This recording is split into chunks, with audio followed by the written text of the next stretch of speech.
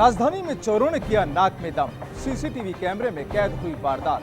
Sari showroom के बाद jeweller की शॉप को बनाया निशाना। रिमांड पर पाडिया बंधुओं ने उगले राज। पुलिस ने जुटाए सबूत। आपराधिक रिकॉर्ड के आधार पर जारी है पड़ताल। सीकर में मासूम से दुष्कर्म की कोशिश। आरोपी चढ़ा पुलिस के हत्थे। ट्यूशन पर वारदात को अंजाम देने की कोशिश। सवाई माधोपुर में एक परिवार को सता रही है जान की चिंता। जमीन विवाद में महिलाओं को भी नहीं बख्शा। पुलिस से भी मिली निराशा। और पुष्कर पशु मेले के पहले दिन ही वारदात। यूपी के कारोबारियों से जहर खुरानी। 11 लाख की ठगी आई सामने। हेलो हेलो, कोई मुझे सुन सकता है? प्लीज प्लीज सुनिए।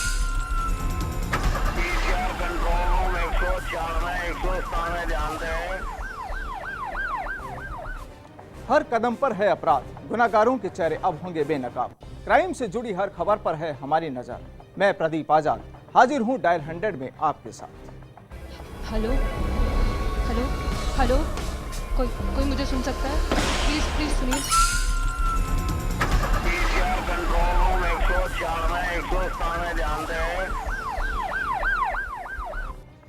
क्या आपने चोरी होते हुए देखी है? बदमाशों को दरवाजा तोड़ते देखा है? सब कुछ रात के अंधेरे में। आज हम आपको दिखाएंगे वो सब कुछ। चोरी की लाइव वारदात। राजधानी जयपुर में एक ही थाना इलाके में 1 घंटे के अंतराल पर वो सब कुछ हुआ जिसे देख आप चौंक जाएंगे।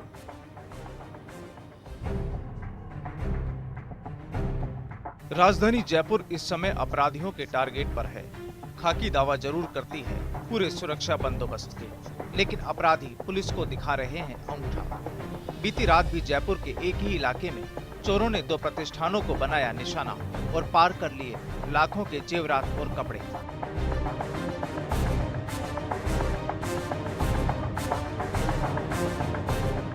आइए अब आपको तफसील से बताते हैं पूरी वारदात के बारे में। यह है चोरी की लाइव वारदात। चोर चाहे लोगों की नजरों से भले ही बच गए, लेकिन तीसरी आंख ने इन चोरों को कैद कर ही लिया। रात के 1:34 चोर खंगाल रहे हैं इस साड़ी शोरूम को। सामने आता है कि 3 चोर घुसे हैं इस शोरूम में। दरअसल ये दृश्य है अमरसरिया शोरूम के, जहां चोरों ने धावा बोला हुआ है, लेकिन किसी को खबर नहीं। सब कुछ चल रहा है चुपके चुपके और सुरक्षा के दावों की खोली जा रही है पोल। बदमाश पड़ोस के मकान से शोरूम की छत पर पहुंचे और छत का शटर तोड़कर शोरूम में घुस गए। काफी देर तक शोरूम को खंगालने के बाद बदमाश शोरूम में रखे 50,000 रुपए लेकर पार हो गए, लेकिन उनकी तस्वीरें सीसीटीवी कैमरों में कैद हो गई। सीसीटीवी कैमरे में साफ तौर पर 3 चोर दिखाई दे रहे हैं, जिनमें एक महिला भी शामिल है।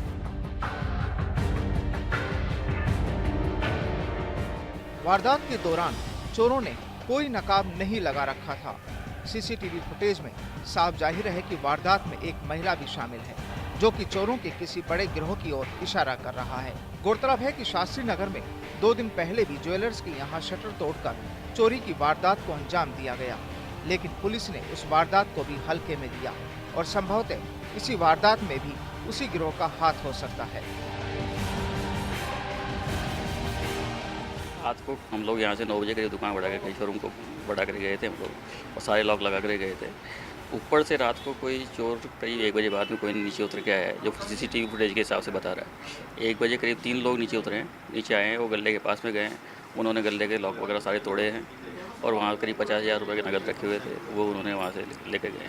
तो ऐसा लग रहा है कि शायद कहीं ना कहीं कमजोरी तो कहीं पर रखी प्रशासन की तरफ से, कि चोरों ने इतनी हिम्मत कर ली कि रात को यहाँ भी चोरी कर रहे हैं। फिर एक चोरी और भी करी कहीं ना कहीं ये आज रात को। अमरसरिया में चोरी होने के बाद ही कोतवाली इलाके में ही एसके ज्वेलर्स को अपना निशाना बनाया और करीब 10 लाख रुपए की ज्वेलरी पर हाथ साफ कर दिया।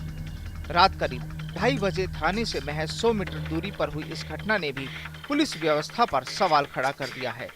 इस घटना की तस्वीरें भी सीसीटीवी कैमरे में कैद हुई, जिसमें चोरों की संख्या भी 3 ही है, लेकिन इसमें महिला शामिल नहीं है।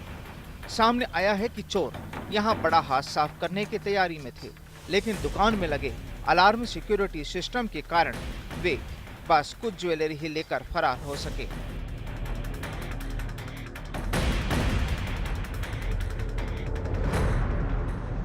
जानकारी के मुताबिक चोरों के दुकान में घुसते ही सिक्योरिटी के सेंसर ने शोरूम मालिक को मोबाइल पर अलर्ट दे दिया और उन्होंने दुकान में और पुलिस को फोन कर दिया, जिससे चोर घबरा कर भाग खड़े हुए। आप खुद देख सकते हैं कि किस तरीके से चोरों ने शोरूम का शटर तोड़कर दुकान में प्रवेश किया।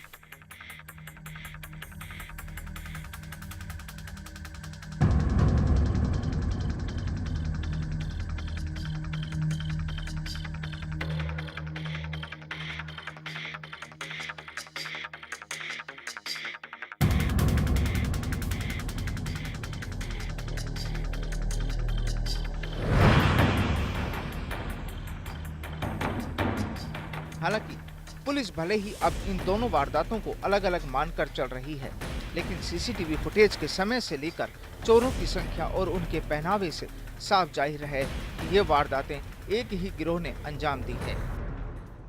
तो हमारा जो सिक्योरिटी सिस्टम अलर्ट बोला कि दुकान में कुछ है, तो वो हमने इमीडिएट हमारा नेट ऑन करके छोटे भाई संजू ने नेट ऑन करके देखा तो उसको दुकान में हलचल नज़र आई और बाहर वाला कैमरे से देखा तो 2 आदमी बैठे हुए लग्गा लगाते हुए नजर आ गए।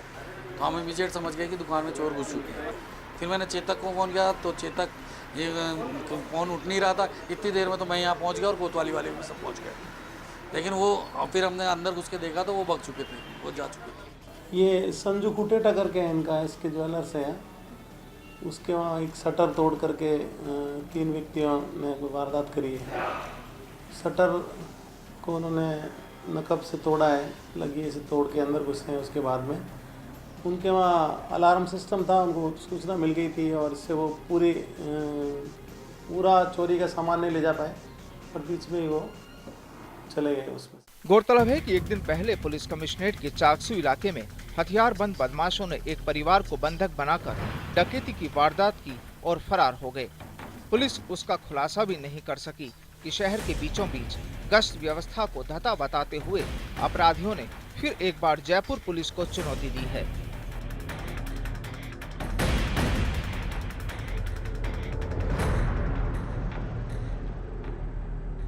थाना इलाका एक, चोरी की वारदातें 2 और सीसीटीवी फुटेज में चोरी करने वाले शख्स 3।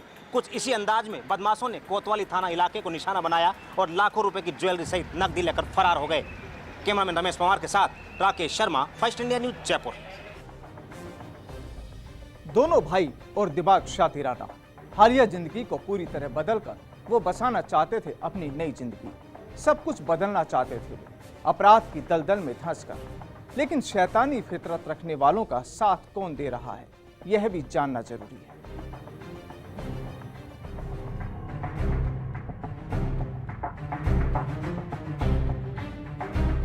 कोटा के रुद्राक्ष हत्याकांड ने तो पुलिस के पसीने छुड़ाए ही, लेकिन जब वारदात का गुनहगार अपने भाई के साथ पुलिस के हत्थे चढ़ा और उससे पूछताछ शुरू हुई तो साहब पुलिस ने भी अपना सिर पकड़ लिया। क्या कोई अपराधी इतना शातिर हो सकता है? अपराध के हर कदम पर आरोपी अंकुर पाड़िया ने सोच समझकर कदम रखा। उसकी सोच रही कि उससे कोई सुराग न छूट जाए। दिल्ली से 8 मोबाइलों की खरीद और उन मोबाइल से मंगाया क्लोरोफॉर्म, दूसरे मोबाइल से मांगी फिरौती। इतना ही नहीं, शातिर का बड़ा भाई जो उसका साथ दे रहा था और खुद भी पुलिस के लिए भगोड़ा रहा, उससे भी वो कोड वर्ड में ही बात करता था। मासूम के साथ हुई वारदात के बाद और आरोपियों की गिरफ्तारी के बाद जब पुलिस ने तफ्तीश शुरू की तो पुलिस भी चौंक गई। दोनों बदमाशों का राज खोलने में अंकुर की एक डायरी भी पुलिस के लिए वरदान साबित हो रही है। कई राज उगले हैं उस बरामद डायरी ने। जांच के दौरान कोटा पुलिस ने अब उनके तीसरे भाई संदीप पाड़िया की फैक्ट्री से भी कई सबूत जुटा लिए हैं। यहाँ से पुलिस ने उस क्लोरोफॉर्म का डिब्बा भी बरामद कर लिया जिससे रुद्राक्ष को बेहोश किया गया था। ये कार्रवाई रानपुर स्थित फैक्ट्री पर की गई और ये क्लोरोफॉर्म 3 अक्टूबर को सूरत से मंगाया गया था। अंकुर ने भागने से पहले जलाए गए सामान के अवशेष, जिसमें मोबाइल के डिब्बे, कार की काली फिल्म के टुकड़े, क्लोरोफॉर्म लगे रुमाल के साथ ही नकली दाढ़ी पगड़ी भी बरामद की है। ये सभी सामान अंकुर ने 13 अक्टूबर को महालक्ष्मी अपार्टमेंट 12 रोड बोरखेड़ा स्थित अपने फ्लैट से लाकर सबूत नष्ट करने के लिए जलाए थे।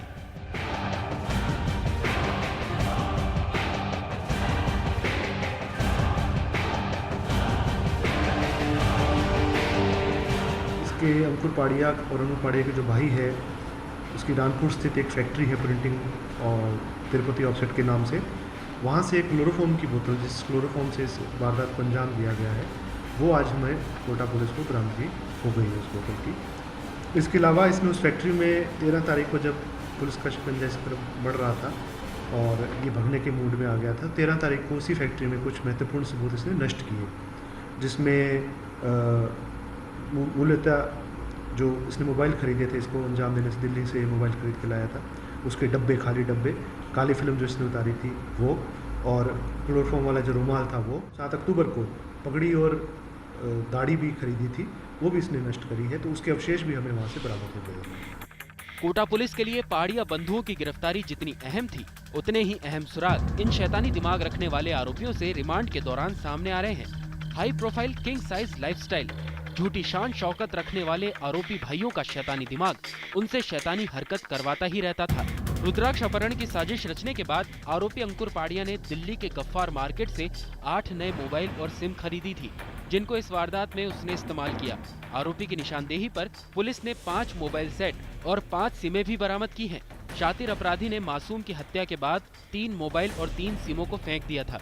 पुलिस ने उस सफेद कार को भी 12 रोड के फ्लैट से बरामद कर लिया है, जिससे पुलिस को कच्चा देकर आरोपी ने रुद्राक्ष को नहर के किनारे जाकर फेंका था। जो कार इसने माइक्रा छोड़ के रात में एक अनुसंधान में आया था कि इको स्पोर्ट कार यूज़ की गई थी, उसको भी हमें जब्त करने में कामयाबी मिली है। और जो दिल्ली से इसने 8 मोबाइल और 8 सिम खरीदी थी, इस पूरे अंजाम को इतना प्लान करके किया था कि दिल्ली गया था खरीदने और उनको खरीद के लाया था, और फिर रैंसम के लिए एक, क्लोरोफॉर्म खरीद के लिए एक, इस तरह से इसने अलग अलग मोबाइल कड़ी बना रखी थी। उनमें से हमें 5 मोबाइल सिम लगे हुए 5 मोबाइल इसने जब्त करवा दिए हैं। पाड़िया बंधुओं के आरोपों की फहरिस्त और आरोपी भाइयों का एक के बाद एक वारदात से पुलिस रिमांड के बाद खुलासा होने का सिलसिला जारी है। जो तीसरा भाई है, उसकी फैक्ट्री से वारदात में काम में ली गई चीजों की बरामदगी और 5 सटोरियों की पहले से ही हो चुकी गिरफ्तारी के बाद अब इस मामले में आरोपी अंकुर पाड़िया की मदद करने वालों के और नाम भी उजागर होने की संभावनाओं से इनकार नहीं किया जा सकता। कोटा से फर्स्ट इंडिया के लिए शाकिर अली की रिपोर्ट।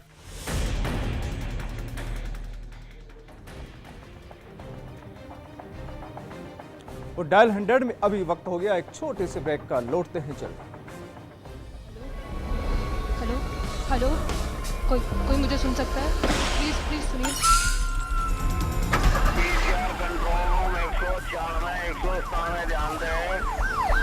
हेलो, कोई मुझे सुन सकता है? प्लीज प्लीज सुनिए।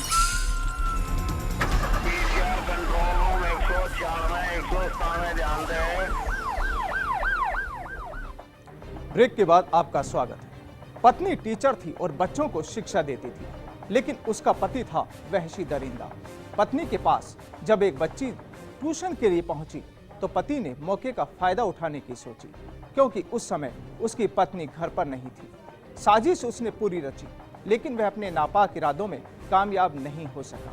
क्या है पूरा मामला, देखते हैं सीकर से रमेश शर्मा की इस रिपोर्ट में।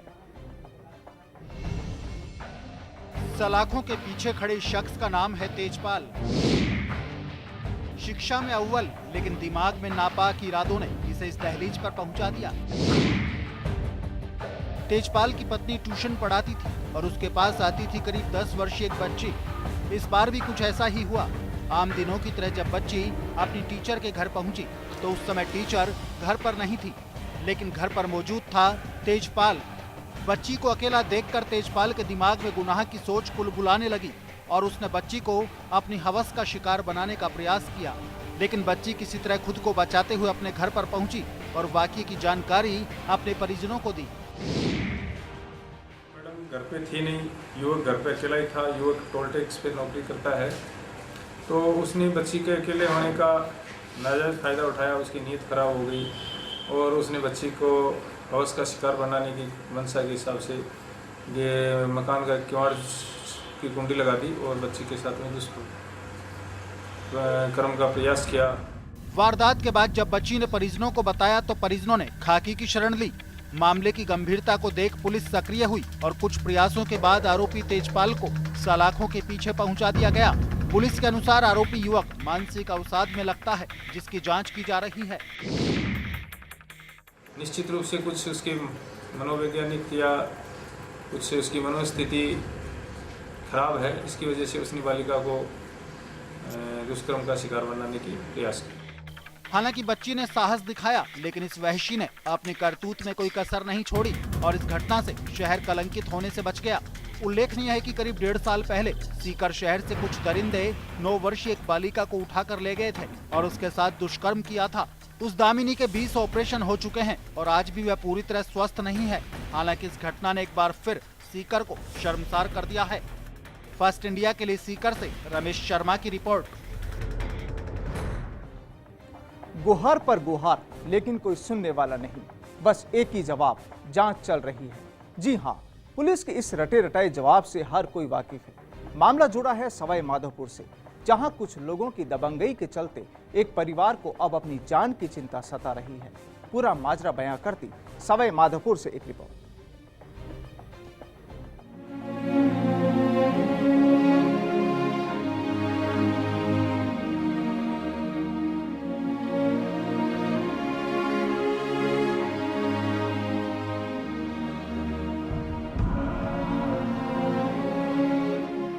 चाहे लाख दावे किए जाए या नए नारे दिए जाए, लेकिन महिलाओं के प्रति पुलिस की कार्रवाई उसे हाशिए पे खड़ा करती नजर आती है। मामला जुड़ा है प्रदेश के सवाई माधोपुर जिले से, जहां सूरवाल थाना इलाके के मऊ गांव में एक परिवार पर बदमाशों ने जमकर कहर बरपाया, लेकिन पुलिस कार्रवाई के नाम पर परिणाम 0 ही रहे।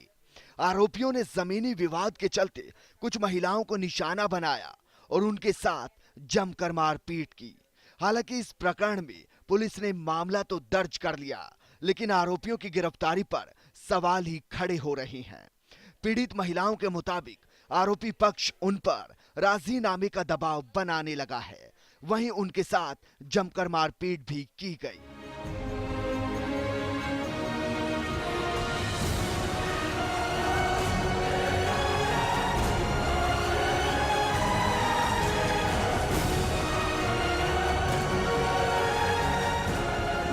दो खास बेजा मारकूट करी, घास लेवाने गई थी, जब बेजा मारकूट करी, उन्होंने मेरी बेइज्जती कर दी, मेरा लत्ता छीड़ा उगाड़ दिया, बाजरा में गैस कर ले गया, ये एक ले जाओ और ये खाड़े शराब पीकर बेजा मारकूट करी। साहब मेरा हाथ का अंगूठा तोड़ दिया, पैर में लाठी डंडा दिया, पैर फाट गया। अंशराज ने ऊंधी खरवाड़ी का बेसा चलाया, हमारा पेशाब करवा काम। साहब मेरी बेइज्जती कर दी सकते। हालांकि घटना को करीब 6 दिन गुजर चुके हैं, लेकिन पीड़ित परिवार को उम्मीद है कि पुलिस उनके साथ इंसाफ करेगी, लेकिन ऐसा हुआ नहीं। अब हालात ये है कि पूरा परिवार दहशत में जी रहा है। इस मामले में पुलिस अधिकारियों का कहना है कि पूरे प्रकरण की जांच की जा रही है।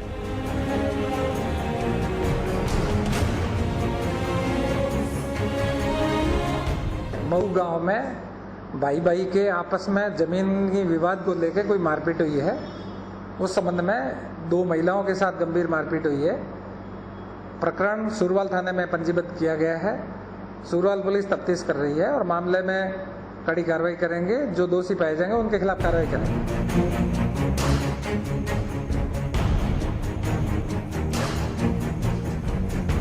हालांकि पुलिस अब कार्रवाई की बात तो कर रही है, लेकिन जैसे जैसे वक्त गुजर रहा है और पुलिस की कार्रवाई भी 0 हो रही है, उससे इन पीड़ित महिलाओं में खौफ है और परिवार के लोग भी दहशत में हैं। फर्स्ट इंडिया के लिए सवाई माधोपुर से रिपोर्ट।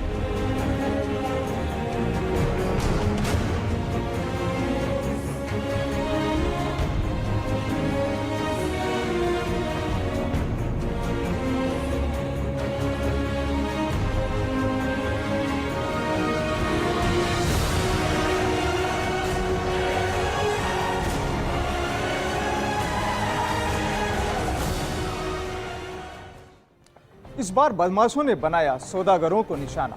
यूपी से राजस्थान पहुंचे ये सौदागर लाखों की लूट के शिकार हो गए, लेकिन बदमाशों का कहीं आता पता नहीं चला। वारदात हुई पुष्कर में, जहां सुरक्षा बंदोबस्त तो भारी थे, लेकिन बदमाशों ने यहां भी सेंध लगा दी। अजमेर से प्रियांक शर्मा की रिपोर्ट।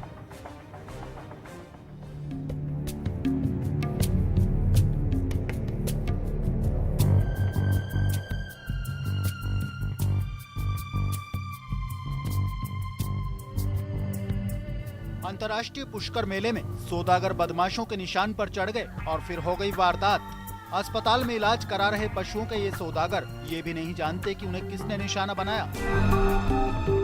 दरअसल यूपी से 5 लोग पुष्कर में चल रहे मेले में पशु खरीदने के लिए आए थे और रात को मेला इलाके में ही रुके थे।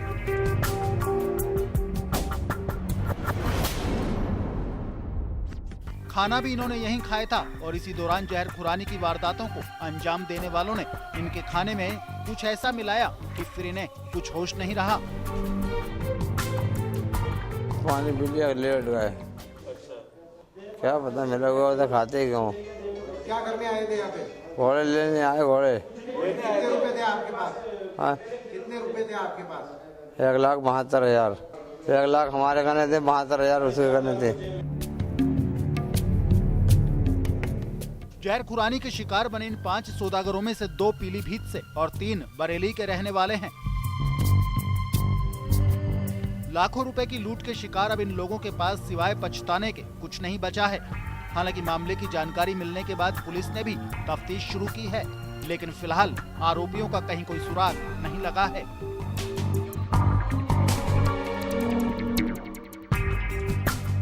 रात को ये खाना 9 बजे के करीब की घटना बता रहे हैं और ये इन्होंने साथ ही खाना बनाया था।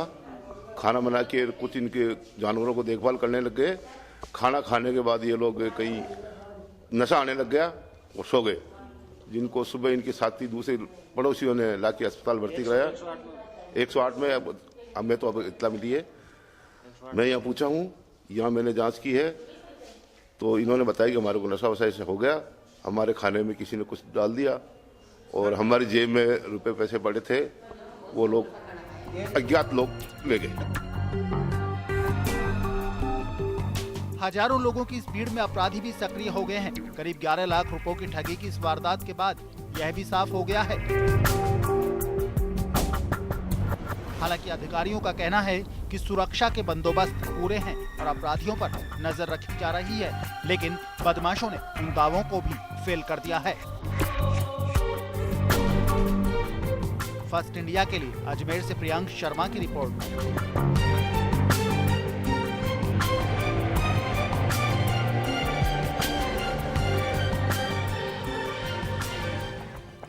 जोधपुर पुलिस ने एक शातिर महिला चोर गिरोह का राजफाश करते हुए 6 महिलाओं सहित 7 लोगों को गिरफ्तार किया है। ये आरोपी रात के अंधेरे में चोरी की वारदातों को अंजाम देती थी।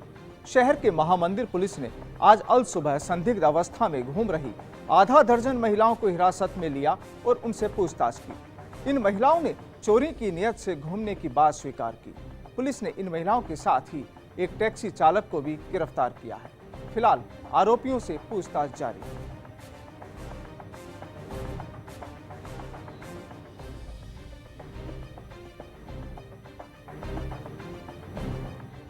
और डायल 100 में आज फिलहाल इतना ही, लेकिन रहें सचेत और खबरदार। गुनाह की हर दस्तक को पहचानें और करें डायल 100। नमस्कार।